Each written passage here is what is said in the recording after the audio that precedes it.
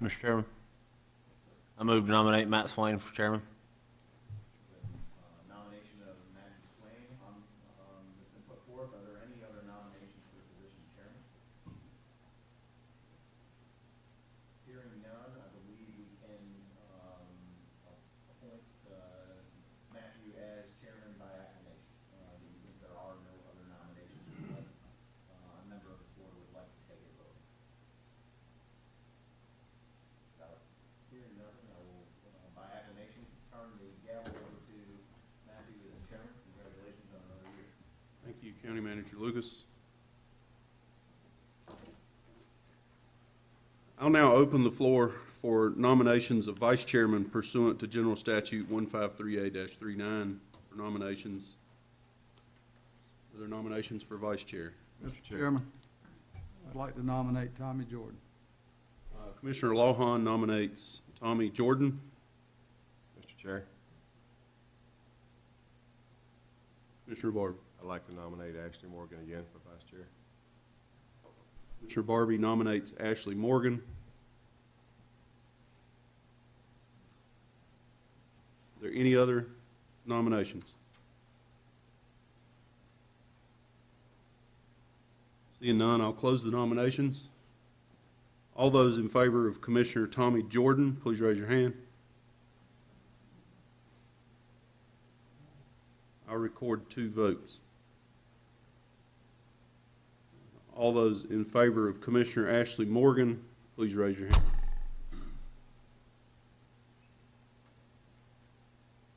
I record 4 votes.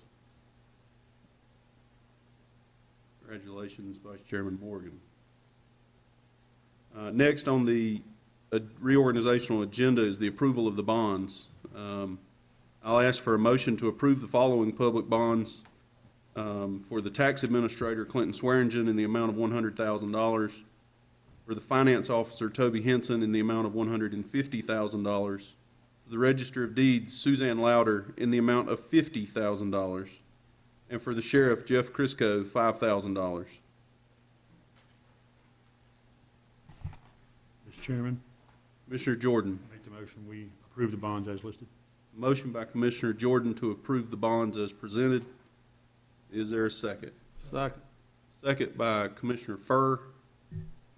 Any other discussion? All those in favor say aye. Aye. Any opposed, no. Motion carries 6-0. Chairman, oh, I shouldn't read that part, sorry. I'll now open the floor for appointments to the following boards and committees. Mr. Chairman, Commissioner Morgan. I move that we remain as we were in 2019 calendar year for all commissioners on the same boards. Commissioner Morgan has made a motion for current commissioners to remain in their current committee seats for the next year. Is there a second to that motion? Second. A second from Commissioner Jordan. Is there any discussion on that motion? All those in favor, please say aye. Aye. Any opposed, no. Motion carries 6-0. Item G on the reorganizational agenda is to establish the meeting dates for 2020. The meeting dates are presented in your agenda packets. What's the pleasure of the board for the meeting date? I make a motion, we accept the dates listed. A motion by Commissioner Lawhon to accept the dates as presented in item G. Is there a second? A second by Commissioner Barbie. Is there any discussion? All those in favor say aye. Aye. Any opposed, no. Motion carries 6-0.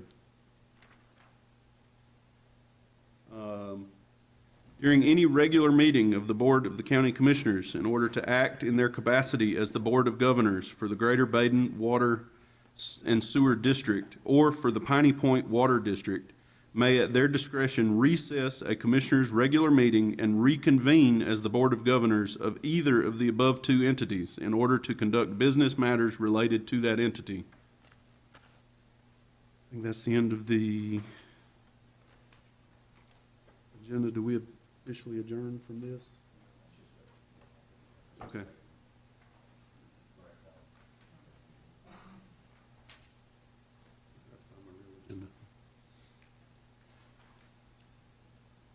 All right, now I will call the regular meeting of the Stanley County Board of Commissioners, December 2nd meeting to order. And I will ask for Commissioner Lawhon to ask the invocation and pledge of allegiance. Thank you, Mr. Chairman. If you would, bow with me, please. Father, we come to you with thankful hearts. We just celebrated Thanksgiving, but we thank you each day for the blessings that you give us. We also ask that as we receive those blessings, that we be mindful of those that are in need, that are around us, and Lord, point those people out so that we might lend a helping hand. Thank you, Lord, for the blessing of Jesus, our Lord and Savior, who was born during the Christmas holidays. We celebrate that. Greatest gift that's ever been given. We just pray that we would do things each day and each hour that are in your pleasure and not our pleasure. Just guide us as we make decisions tonight. Let us make wise decisions for our Stanley County and its citizens, and forgive us for our sins. In Christ's name, amen. Please join me with the pledge.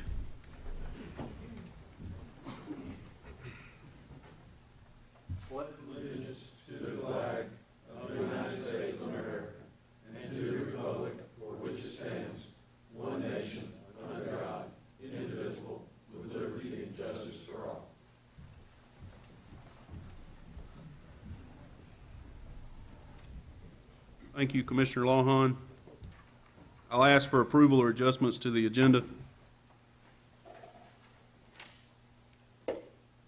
Mr. Chairman, Mr. Morgan. move we approve the agenda as presented. A motion to approve the agenda as presented by Commissioner Morgan. Is there a second? Second. Second by Commissioner Furr. Any discussion? All those in favor, please say aye. Aye. Any opposed, no. Motion carries 6-0. Item number 1 on the agenda tonight is the fiscal year 18-19 audit presentation. Our presenter tonight is going to be Mr. Stuart Hill.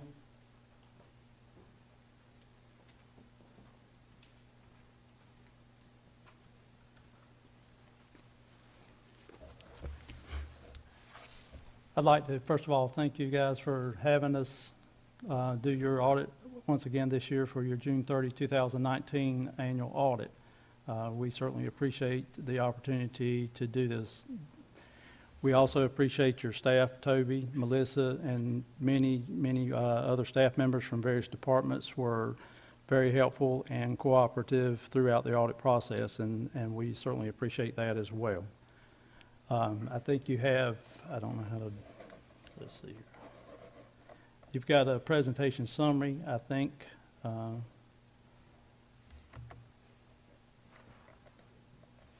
don't know how to get that back up, but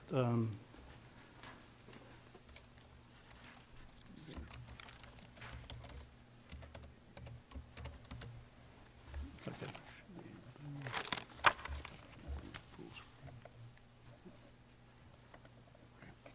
think that'll work. Okay.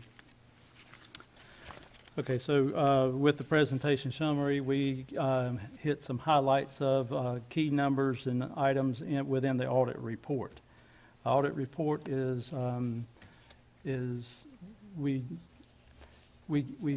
form an opinion through the audit process as to whether or not your financial statements accurately and materially reflect the proper position of your finances for the county for the year ended June 30, 2019. And in our opinion, they absolutely do. You have good records, the clear records, and valid. So with that, you know, the audit has been submitted to the LGC, and it's a good report as always. It has been each of the years that we've been here. So there's no question about that. With the report that we have here, there's a page in the front, or a letter basically, that is a letter to governance, which we're required to provide to you, and that basically indicates that if we had any problems or issues or disagreements or anything, that would show up in this report. Thankfully, and as expected, as I've already mentioned, your management has been very cooperative. That's part of it. We didn't have any issues. So all of those things are good. So that's basically what the letter up front is about, is just to have an opportunity to let you know and communicate to you any issues or problems that we had. There are no financial findings. There's a few small findings in the Medicaid reporting, but those are minor, and I understand that that's already been corrected with once we have mentioned that and with the proper departments or the relevant departments. Those items can be found in the full audit report, the compliance section near the back of the full audit report. Those are explained in detail. So you can look there to see what that was if you're interested in it. As I say, it's already been addressed. But at any rate, we do want to be upfront and clear. After the letter, there's a couple pages of a lot of numbers. I'm not going to read, unless you want me to, I'm not going to read out all these numbers for you, because really these numbers, these are all come from the audit report, and they represent some of the key items and key numbers that we feel are important throughout the audit. These 2 pages of all this data is the background that creates the charts. So we feel like pictures are worth 1,000 words, as they say, so we like to use the charts rather than read through the numbers. So if we can go on to page 6 and start looking at the charts. The first chart on page 6 is analysis of your general fund balance for the last 5 years. We like to use a few years so that we can see if there's any trends, and up or down, or are they, remaining stable. So for your fund balance, we've got both the total fund balance that's in blue, and you can see from 2015, the general fund total balance was about $20 million, and as of June 30, 2019, it's about $31 million. The unavailable fund balance, that's fund balance that has already been restricted or committed or otherwise assigned. That's the red bars that you see there. In 2015, it was about 4.6 million, and in 2019, it's about 8 million. So there's a slight trend upwards in both the total and the unavailable fund balance. The chart at the bottom of the page represents the fund balance as a percentage of your general fund expenditures.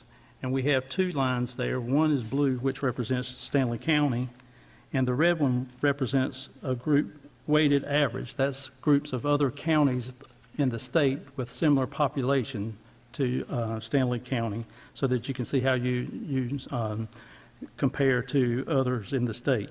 So at the end of 2019, you see that we have Stanley County, but we don't have the state because those numbers were not available as of yet. But you can see that your percentages have gone up. In 2015 was 24.76% up to 37.86% in 2019.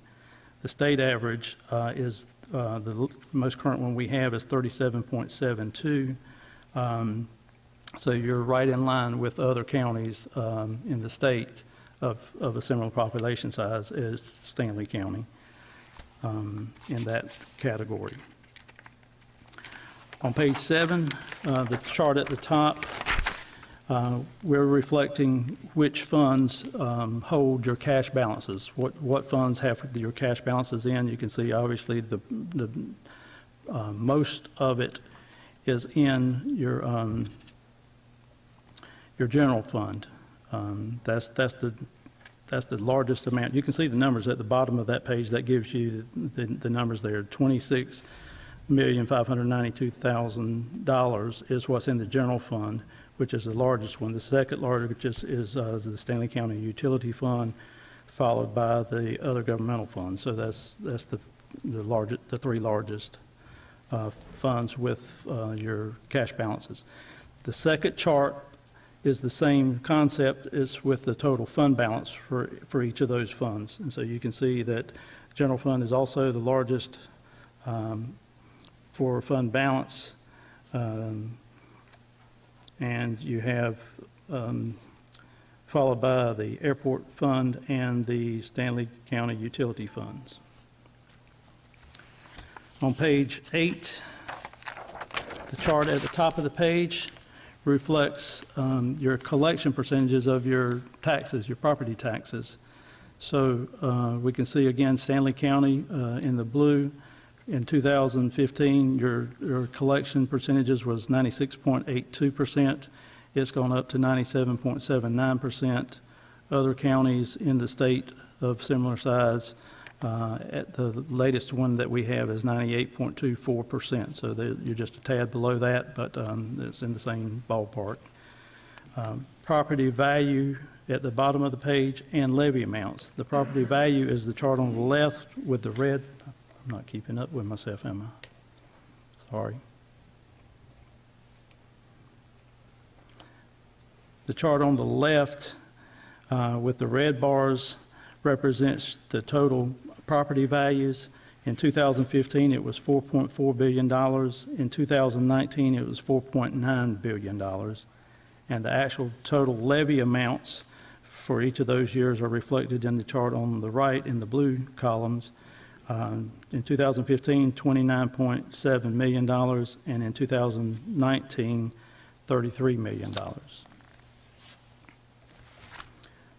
On page 9, the chart at the top basically is showing you where your total debt lies. So the bulk of the total debt, 82% of it, is in the governmental funds, and the remaining 18% is in your business-type funds. And at the bottom, your general fund revenues.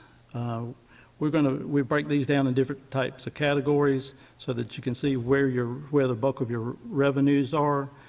You can see from this chart the 48.1% is ad valorem taxes, which is the largest. The second largest is your local option sales taxes at 16.25%, followed by sales and services, which is 12.8%. And then on page 10, last but not least, is a similar chart for your expenditures. So we can look here and see that the largest portion of your expenditures is in public safety, followed by education, and then third, human services. So those are the charts that we try to use to look at where your revenues are, where your expenditures are. Some of the others, we're looking at how you're comparing with other counties in the state, and also we're looking at trends over a 5-year period. And that's basically the gist of our presentation. Happy to take any questions or any comments. Are there any questions for Mr. Hill? Mr. Chairman, Mr. Jordan? back on the Stanley County property valuation and levy amounts. The red chart, total property value, total levy amount. You've got it marked as in the millions. Look at 2019, is that 4.9 million or 4,900 million? That's what I want to be sure. Okay, 4.9 billion. It's 4.9 billion. If you go Just wanted to be sure to, that was you right. can see the actual numbers on the page. Let me find that page at the front with the numbers. On page Page 5. page 5. Near the top of the page, your property tax valuation is the 1, 2, 3, 4th line is your valuations, and then your levy amounts on the 5th line. Yes, sir. Any other question?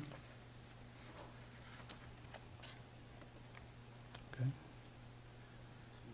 Appreciate it, Mr. Hill. But once again, thank you for having us, and y'all have a Merry Christmas. Is there any other discussion on the audit as presented? If not, we'll seek a motion to accept the audit. Motion to accept the audit as presented from Commissioner Jordan. Is there a second? Second by Commissioner Morgan. Any other discussion? All those in favor say aye. Aye. Any opposed, no. Motion carries 6-0. Thank you, Mr. Hill. Thank you. Item number 2 on the agenda tonight is the Stanley County Water and Sewer Authority member appointments. Presenter is going to be Mr. Dwayne Wingo.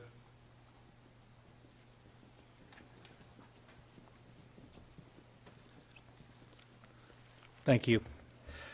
4 members of the Stanley County Water and Sewer Authority Board are set to retire on January 3rd, 2020. The Stanley County Board of Commissioners will need to make new appointments and set terms for these appointments. As of this morning, 6 new applicants have applied to be on the board. The Stanley County Water and Sewer Authority has recommended that the existing members, William Rigsby Jr., Joshua Morton Jr., and Curtis Furr, be renewed for another term, with Joshua Morton Jr. and Curtis Furr serving 3-year terms and William Rigsby Jr. serving a 2-year term. This would be in order to stagger the future terms' expiration dates. Stanley County Water and Sewer Authority further recommends that Billy Franklin Lee, or Frank Lee, be selected to replace Mr. Terry Blaylock. Mr. Blaylock has submitted a letter seeking to step down from the board effective immediately. Staff recommends the term of any new appointees be staggered so that all terms do not have the same expiration date, and recommends 2 of the board members serve a 3-year term and the other 2 members serve a 2-year term. You have attached with your package all applications from the existing members and the new applicants. The new applicants are Joseph Burleson, Billy Franklin Lee, Lindsay H. Carter, Shannon F. Maynard, Ross Newland, and Nicole Ashton. Thank you, Mr. Wingo. Are there any questions before he steps away? If not, if there's no objection, I'll honor the request to elect these seats in 2 different terms. So we'll elect one set in a 3-year term and one set in a 2-year term. So I'll open the floor for nominations for the 3-year term, and that's 2 seats, correct? Correct. All right, so we need nominations to fill 2 seats to a 3-year term on this board.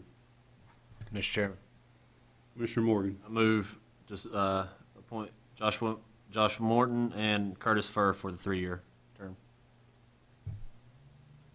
all right, so there's nomination for Josh Morton and Curtis Furr. Are there any other nominations for that 3-year seat? If not, I'll close the nominations and we'll seek a motion to accept those 2 members to fill the 2 seats by acclamation.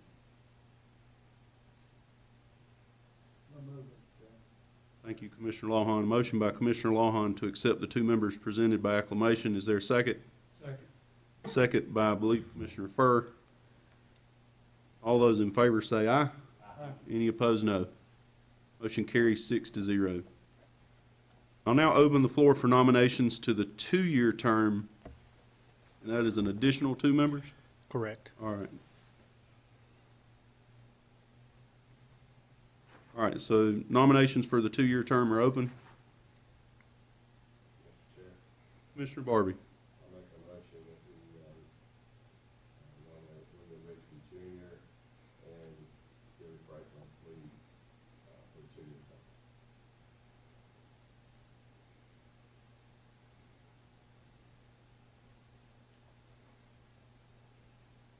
Any other nominations?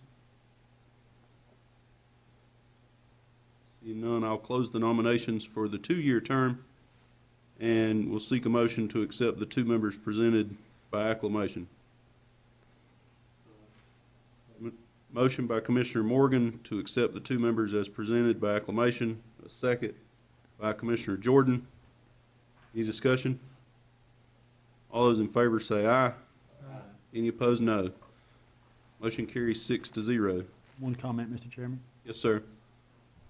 Just like to thank some of these board members that do offer to serve, and in the spirit of what Commissioner Rohan often says, we're always looking for people to serve on more boards. I won't say their name, but one of these people serves on 4 boards right now, which I'm thankful for, but it shows that there's room in the county for people that want to serve. If you come forward, we would put you on some of these boards, but you gotta step up. But, I appreciate all these folks that do serve, thank you. Thank you. Thank you, Mr. Wingo. Thank you. Item number 3 tonight will be a public hearing for an economic development incentive grant. The presenter this evening will be Ms. Candace Louder.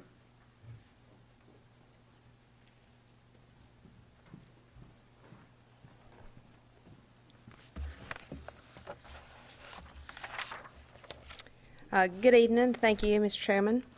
I've come before you this evening to request support of a business development grant for codename Project Rail. The company plans to expand manufacturing operations at its new London facility, which will result in $20 million in new taxable investment in equipment. Staff's asking this board to support the expansion with a 75% tax rebate grant for 8 years on the new investment only, after which the company will continue to pay taxes on the full assessed value for the new equipment. I'll be happy to answer any questions you might have for the public hearing. Thank you, Ms. Louder. Any questions from board members? Seeing none, I'll declare the public hearing open. Declare the public hearing open. Is there anybody here to speak for or against? I'm here to speak for. Okay.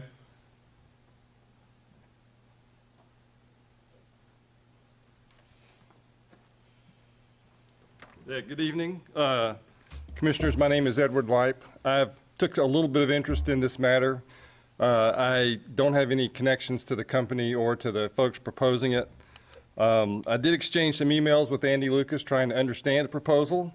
To me, it looks like a win-win for both us and the company. The company gets the clear message that we treasure their presence in Stanley County, gives them an excuse to stay, gives them an excuse to expand. And meantime, and in addition to that, our interests are protected. We're only giving back money after they pay us the tax money, so we really aren't at a risk of losing anything that we already have. It would be a loss or basically a rebate on taxes they'll pay as they pay them in. Anyway, it looks like a great plan to me. I'd really encourage you to approve it. Thank you.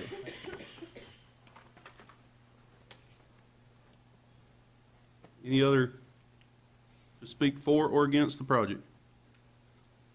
Not, I'll declare the public hearing closed. Any other questions from commissioners? Not, we'll seek a motion.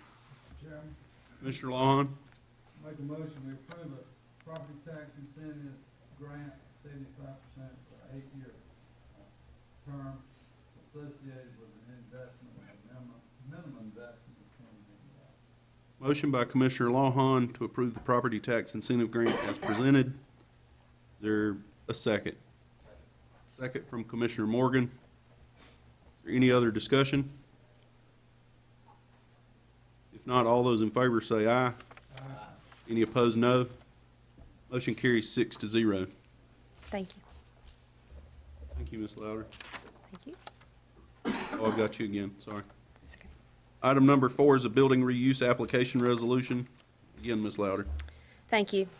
In your package, you should have received a copy of a resolution supporting a building reuse application administered by the Rural Economic Division of North Carolina Department of Commerce. This building reuse request is for $500,000 and is scheduled to be reviewed by committee in the coming weeks. There is a 5% county match that's required, which will result in a maximum obligation of $25,000, which will be used for grant administration. The final grant amount from the state will dictate exactly what our 5% local match is. The county will be the grant recipient, therefore a resolution supporting the application to apply for and administer the funds is a requirement of the application. The 5% match will be paid for by EDC department funds that have already been budgeted for this fiscal year. I'll take any questions you may have about the application. Any questions for Ms. Louder about the application? Or the resolution? If not, we'll seek a motion. Mr. Chairman, Commissioner Morgan. I move approve the resolution as presented. A motion from Commissioner Morgan to adopt the resolution as presented. Is there a second? Second from Commissioner Jordan. Any other discussion? All those in favor say aye. Any opposed, no. Motion carries 6-0. Thank you. Now, thank you, Ms. Louder. Thank you.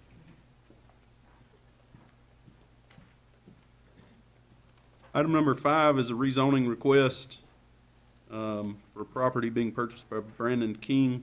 Mr. Bob Remsburg is the presenter. Good evening, Board. Good to see you this evening. With your blessings, I'm going to let Bailey Emmerich present this tonight, give her some experience presenting before the Board, because there may be a time when I can't be here, and we need to bring her up to speed.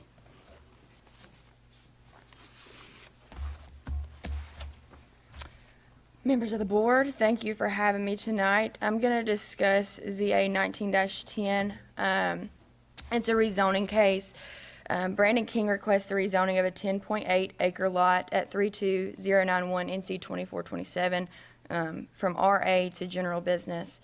The property is currently owned by Beulah May Burleson Heirs. Mr. King plans to purchase the property for the purpose of relocating his business, Albemarle Outdoor Equipment. This company is a dealer in lawn maintenance equipment. Mr. King is hopeful to add a tractor dealership to his business in the near future. The property is currently zoned for residential and agricultural purposes. A portion of the property has been cut out for hay in recent years, and there's one residential structure on the west side of the property with frontage on NC 2427. Mr. King proposes to keep the residence as a rental property. This would be allowed as a non-conforming use, and he plans to construct a commercial building on the east side of the parcel for use of his business. Adjoining parcels are zoned highway business and residential agricultural. One adjoining parcel is owned by Eastside Rentals, which uses the property to repair vehicles for resale. A row of residential structures is along NC 2427. These are zoned highway business, but most are still used for residential purposes. A buffer is required between general business districts and those areas zoned for residential use. And here's an aerial view of the parcel. You can see the home on the lower left side. The business would be on the east side, so the opposite. This is located in a growth area per the 2010 Stanley County Land Use Plan, with approximately 15,000 vehicles pass this section of 2427 each day, according to 2018. The Planning Board heard the report from the planning staff and comments from Mr. King at the meeting on November 18th. No one spoke in opposition to this request. Mr. King's plans for a building and the requirement for a vegetative buffer between the project and residential areas met any concerns the board members had. Mr. King indicated that he has been in contact with NCDOT about a driveway entrance, and this will be allowed. The planning board unanimously voted to recommend approval based on this being in a growth area and near other zones for commercial use. And this is just another one just showing what it's zoned and the areas around it that are zoned. And this would be going from RA to general business. And I'm happy to answer any questions. Any questions for Ms. Emmerich from the board? I have one quick one. You said general business, so that would be different from the current highway business that's surrounding, That would, slightly different? yeah, Okay. basically general business is just a little bit more intensive. It allows you to do more than highway business. So if they Okay. wanted to continue more business and expand. Okay, thank you. Uh-huh. Any other questions from board members? I'll open a public hearing here in just a second, and you can speak. That's fine, just good to hear. What is the business there in the middle of all this? Yeah. Yeah. Yeah, it is. East Side Rental. Mhm. There's no other questions from board members. I'll go ahead and declare the public hearing open. If there's anybody here to speak for or against, they may come forward now. I just couldn't hear, I just want to know what it is. What, I couldn't hear what she said it was. Oh, okay. I need to know what kind of business it is. I couldn't understand her. I joined her on the backside. The gentleman that's requesting the rezoning, and he is signed up to speak, so he might speak in a minute. That's fine. I'll speak when you get ready. That's fine. But it was presented to us as the owner. He's relocating his business outdoor, Albemarle Outdoor Equipment. Is that motorcycles, trucks? No, I think it's agricultural and landscape type equipment. And Mr. King, is that correct? Yes, sir, it is. Okay. Said something in the letter about battery storage. I'm not sure what that is. Should not have been in the letter. That's a different item, I think. Are we on a different deal here? Maybe we're on something different. Says, are we in two different deals here? Yeah. Is this not on 27? Yeah, but the battery deal is not. So what am I doing? Am I on the wrong parcel here? I don't know, Mr. Remsburg? You can come lead. It just says something here about the zoning and it's wanting a decommissioning bond Okay, that's the other for item. battery storage. Right. Okay. Okay, we're on, the item, it has nothing to do with battery storage. It's your Gotcha. property. Are you based in Albemarle now? Mr. Remsburg is our zoning director. Okay, Right. okay. County. Is this business in Albemarle now? Is he wanting to Yes. relocate? It is. Okay, so the battery storage is not going to happen. Well, has nothing to do with it. that's going to be discussed as part of a text amendment in item number 6, our next agenda item. Very So- good, thank you. Not for that parcel. Very good. Not for that parcel. Not for that parcel. Thank you. Thank you. Mr. King, Mr. Burleson. Thank you guys for taking the time to see us tonight. Basically, we're just looking for a place to relocate that we can expand more. We're located on 52 North now. Our parking is very limited. We are looking to put an agricultural tractor line in. We're looking at AGCO right now with Massey Ferguson. We have not committed either way. We're going to look to construct a metal commercial building there, probably around 12,000 square feet is what we're looking at. And, it just gives us land for future growth. And, we have no problem putting the vegetated along the property lines, and we want to make it look professional as possible. That's our goal. We don't want to, we don't want our property to look like it does now, as far as the property beside we're looking at. We're not bringing a car lot or anything like that in. Yep. I appreciate it, Mr. King. Mr. Burleson, you have anything to add? We're representing Mr. King and the sellers on the property, and I'd just add, the property's certainly in a growth area of Stanley County. It's on a 4-lane highway. We've got water and sewer there. Mr. King stated that he's trying to build a nice piece of property and run a business. He certainly deals with national name brands that we all hear and see on a day-to-day basis. So he's going to have a nice facility. It's going to generate probably somewhere in the neighborhood of about $10,000 a year in property taxes, plus the sales tax. He hopes to continue to grow, so it'll be a nice revenue stream for the county, and he's not asking at this time for any tax incentive. So I think it's a win-win for everyone. It's got commercial on two sides of the property, so I would certainly encourage you to vote for this, vote in favor of it. Appreciate y'all. Thank you, Mr. Burleson. Is there anybody else to speak for or against this project? Yes, ma'am. Good evening. My name is Kelly Schmidt. I live in the property directly east of the land at 32167 North Carolina 2427. I just purchased that property a little over a year ago. I moved here from out of state, and that is my home, and I live there. I purchased it with the idea that I lived in a rural residential neighborhood, not that I would be beside a business or a commercial property. I realize my property is also commercial.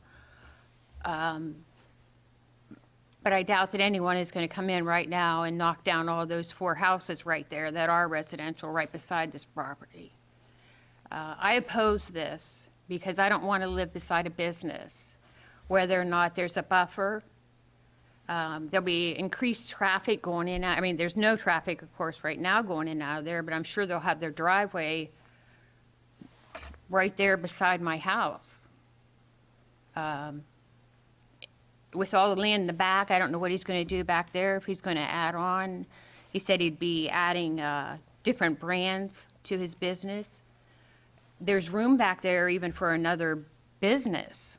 I mean, I don't want to live beside multiple businesses. So I oppose it. Thank you, Ms. Smith. Anybody else to speak for or against? Seeing none, I'll declare the public hearing closed. Is there any other discussion from commissioners or questions? Mr. Chairman, I have a question, and may relate to the lady that just spoke. The way I saw the map, those right there on 2427 are already highway business, correct? And I believe you said you had a business?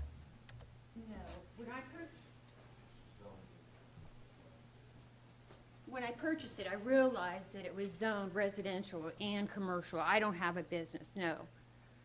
The 3 houses directly closest to that, east of the property, are all residential. There is another residence, the very first one by Canton Road. It is a residence, but that person also has a home business there. But all the rest of them right there, and also behind me on, I think it's Canton Heights, they're residential. That whole area is just residential. When you purchased the property, were you aware it was highway business property? That my property was that? Yes, I was. Thank you, Commissioner Lawhon. Are there any other questions?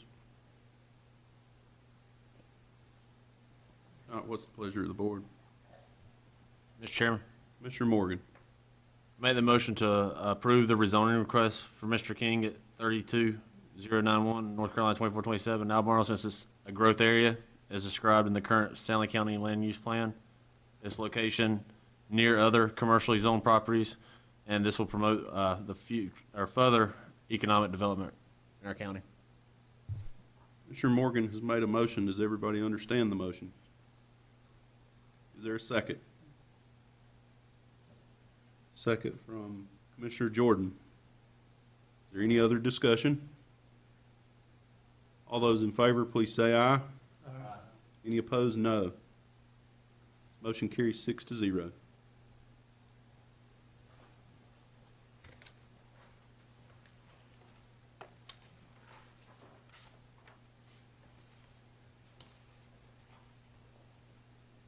All right, item number 6 tonight is the presentation of a text amendment.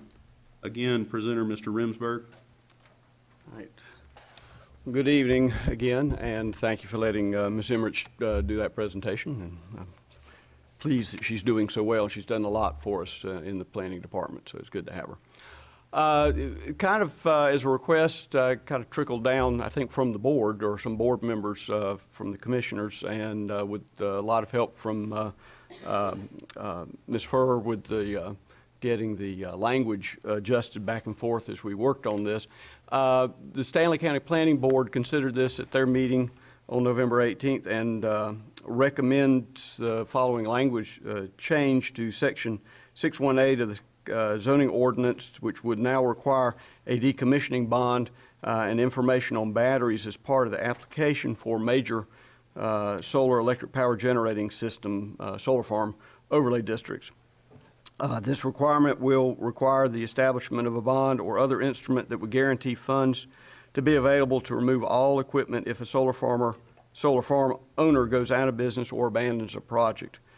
This is based on language adopted in March of 2018 by the Commonwealth of Virginia, their legislature, which requires decommissioning bond to be adopted in all zoning jurisdictions in the Commonwealth of Virginia. North Carolina Legislature has begun a similar process. I know y'all probably read that earlier on our report, or on Dr. Ekman's report to you. The study is predicted to take about 2 years to complete. So we're kind of anticipating, hopeful, that the language that gets adopted by North Carolina is similar to what was adopted in Virginia. I kind of anticipate that that was what will happen when it's all said and done in a couple of years in North Carolina. Hoping that we'll avoid coming back to you in about 2 years or so, or 3 years, going, well, the state adopted this language and we got to change it to match theirs. So I'm hoping we're ahead of the curve. The basic idea, of course, is requiring that bond. You can see there were other changes, and hopefully you've looked through the various versions that we created on this over time. One maybe highlighted the different parts of the ordinance that were changed, because there were just some minor wording changes in parts, and of course some of it deals with the on-site battery storage, and I know that was a concern of this board, and we've looked and tried to address that, at least to provide that information up front as the proposals come to us for solar electric power generating systems, solar farms. There were no comments during the planning board meeting on November 18th, no public comments. The planning board discussed the need. We worked on some of the language at that meeting and crafted it a little closer, and then afterwards they of course kind of blessed us to go ahead and work with the county attorney to adjust that language and make it the best we thought we could do given the information we had. So that's kind of where we're at. So I'll entertain any questions, of course, if you may have. Are there any questions? Mr. Ramsberg? Yes, Mr. Lawhorn. The bond that is to decommission a site, who determines the value and what the bond should be? Well, and that's obviously a difficult thing to try to sort out. The answer is, the way this is addressing it is, the proposal, the company that's proposing this, the owner of the solar farm, not the property owner, but the owner of or developer of that farm, would hire an engineer as part of that process, who's a state certified engineer, who would have to develop the estimated cost of the decommissioning of that farm. We have, the way it's set up in this proposed language, the planning staff would, in this case myself, would have the opportunity to review that proposal and approve or reject that person to do that. So we have a little bit of oversight in that, but we aren't paying the bill. So the engineer would establish that as part of that process. That answers my question, but that seems still a little bit of conflict of interest, because if Company A hires me, right, they're paying my bill, right, and they're going to have some influence on things. I concur. I mean, is there no way we could require that the company pay the bill, but we be the ones to select the engineering firm? Short answer is I think we probably could do that from a contract. Again, it's balanced. Part of this, and I have to go back and reread that Virginia language, but I think it's, again, kind of a little bit based on the way they had worded it, so that they weren't doing the contracting with the engineer.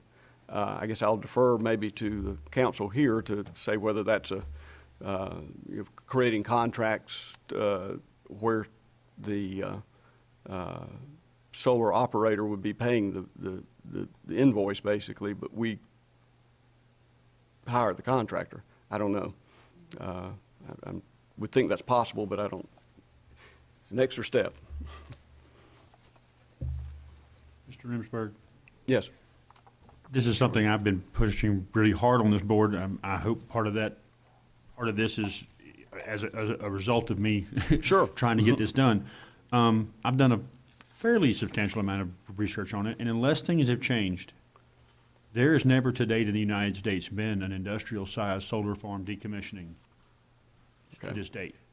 To put that in terms everyone will totally understand, we've built tons of them. No one's ever torn one out of the ground. Right. The only things I can find and I could be wrong, and I'm open to be corrected, but the only things I've been able to find are decommissioning from high-end residential and smaller, not industrial, but commercial applications. Right. And the general consensus amongst those markets seems to be, if it cost, I'll throw a figure out there, $30 million to install the solar farm, then it costs exactly $30 million to remove a solar farm.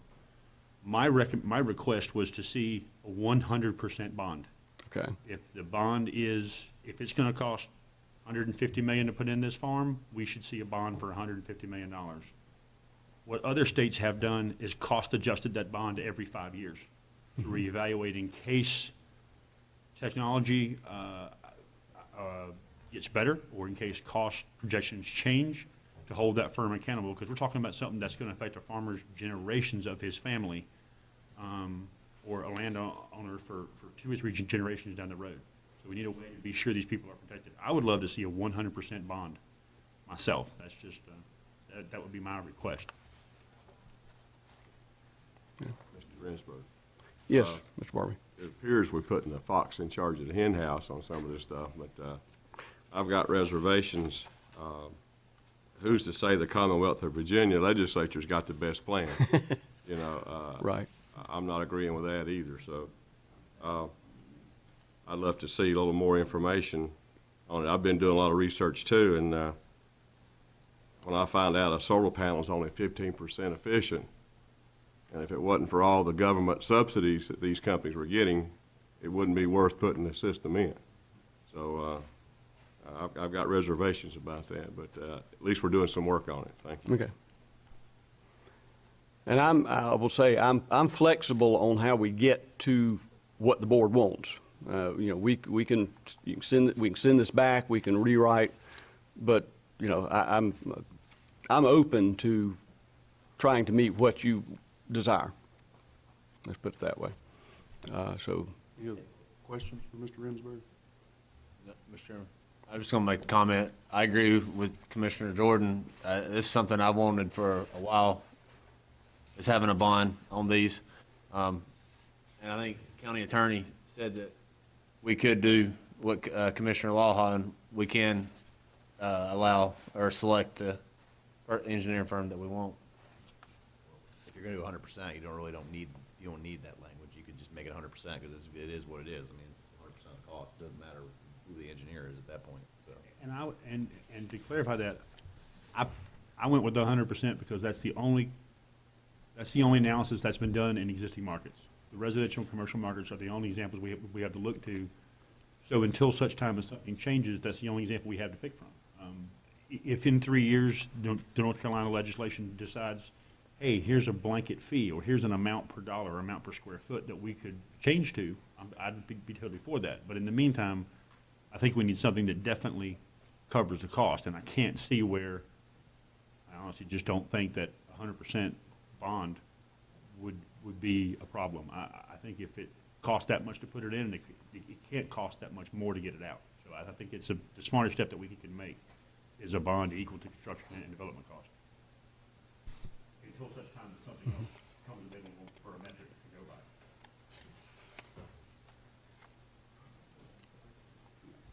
So I think, from what I'm gathering from the majority of the board, is potentially tabling this motion, or tabling it and sending it back to planning and zoning. That's If why, the that's what I consensus do. of the board, we'll seek a motion to table item 6. I'll make a motion that we table it and send it back for more study. All right, a motion by Commissioner Lawhon to table item 6 and send it back to planning and zoning for some more study and more information. Is there a second? Second by Commissioner Barbie. Is there any other discussion on that? I mean, Commissioner, or Chairman, Mr. Chairman, I just got one with the 100% bond. I have no idea what that costs. You know, I mean, I want to make sure the bond is there, but I don't want it to hinder future growth as well. If it's so astronomical that we're going to push all these companies away, well, then we're defeating our purpose. So there's got to be a middle ground. So I would like to have some, I guess, numbers so we can kind of get an idea of what 100% of 30 million or 100% of 100 million would be. And I would agree with that. I mean, Okay. I know the idea sounds good, but just like Commissioner Morgan said, we need to see what those numbers would be for existing farms to see if we think it's something that would be a reasonable cost burden for these developers. Right. And we can look into that at present, as you know, there's the one project that's been proposed near St. Martin Road that may be before you as early as January. That's the latest word I've heard from Ecoplexus, the company involved in that project. They're still working on that, and we'll see where that one stands. I do know that there's a second company that has approached us. I do not have the plan. I do not have the parcels. I know it's also near Oakboro, not on the same side of town. But the proposal is, that I've understood, is close to 800 acres. So just put that kind of in your mind that may be coming, but I don't, excuse me, I don't have that information at this point before you. Has not been to the planning board, hasn't come to me yet. So I will bring that to you as soon as we have that information. So so that is, you don't want to totally discourage this, but, so it's a matter of trying to figure out what's the right balance that works for Stanley County. All right, we have a motion and a second to table the motion and send it back to the planning department. Is there any other discussion? Yeah, I'm gonna take care of that. All those in favor, please say aye. Aye. Any opposed, no. Motion carries 6-0. We did have an advertised public hearing, and I know there was at least one gentleman here that wanted to speak on that issue. I'm going to allow him to speak in the form of a public hearing, so I'm going to declare the public hearing open and ask if he would like to come forward again. Yeah, I'm not gonna take much of your time. I appreciate you kicking back the solar deal for right now. On the Kubota tractor, I guess that's who it is. All I need to know is y'all voted 6-0. I believe that's what you voted on it, to rezone it. Are they a timeline of appeal on this? If I would want to appeal this, or is it done deal today? It's official today. Okay, it's official today. Okay. So you rezoned it. I don't think he's affiliated with Kubota. That's a different. Okay, well, he said 52, I just Yeah. threw that in for Yeah. whatever reason. Yeah. Still, he's wanting to go in with retail He's looking tractor at- sales or That's whatever correct. it is. And then the solar is a second issue. That is correct. And y'all kicked that back for more consideration, am I We correct? sent it back to the planning and zoning Right, board. exactly. But the vote here today changed the zoning For that one parcel. for that property. one, That is correct. for that one statute. That's correct. Thank you. Y'all have a good day. Thank you. Anybody else to speak for or against item number 6? All right, I'll declare the public hearing closed, and we will move on to item number 7, which is the reaffirmation of our code of ethics as commissioners. Presenter is County Manager Lucas. Thank you, Mr. Chairman, members of the board. You have the information before you. This is the code of ethics that's required per North Carolina General Statute 160A-86. And annually, you're required to reaffirm this code of ethics. So I'll be happy to answer any questions. Any questions on the presented code of ethics? If not, what's the pleasure of the board? A motion by Commissioner Barbie to accept the code of ethics as presented. Is there a second? Second by Commissioner Furr. Is there any discussion? All those in favor say aye. Aye. Any opposed, no. Motion carries 6-0. And I think there's going to be a version for us all to sign coming down the line. Item number 8 on the consent agenda is the consent agenda. Are there any questions or concerns on the consent agenda tonight? Seeing none, we'll seek a motion to approve. Motion to approve by Commissioner Jordan. Is there a second? Second. Second by Commissioner Morgan. All those in favor, please say aye. Aye. Any opposed, no. Motion carries 6-0. That brings us to public comment. Is there anybody that wishes to speak at public comment this evening that's not already signed up? Seeing none, we'll go to commissioner comments. We'll start with Commissioner Lawhon this evening. No comment. Thank you, Commissioner Lawhon. Commissioner Jordan. Thank you, Commissioner Jordan. Commissioner Barbie. Thank you, Commissioner Barbie. Commissioner Furr. Just kind of got one thing. This is December, 12 months. I just want you all to know that this is my first year here. It's been a pleasure to serve with you all. And I wish all of you a Merry Christmas and a Happy New Year. Thank you, Commissioner Furr. Commissioner Morgan. I just hope everybody had a great Thanksgiving, and like Commissioner Furr, I wish everybody a Merry Christmas and Happy New Year. Thank you, Commissioner Morgan. I have no comments tonight, so we will seek a motion to adjourn. Motion to adjourn by Commissioner Morgan. Is there a second? Commissioner, did I say Jordan? Commissioner Morgan, sorry. Second by Commissioner Jordan. Sorry, got tongue-tied there. All those in favor, please say aye. Aye. Any opposed, no. Motion carries 6-0. And we will see you January 6th for our next regular meeting.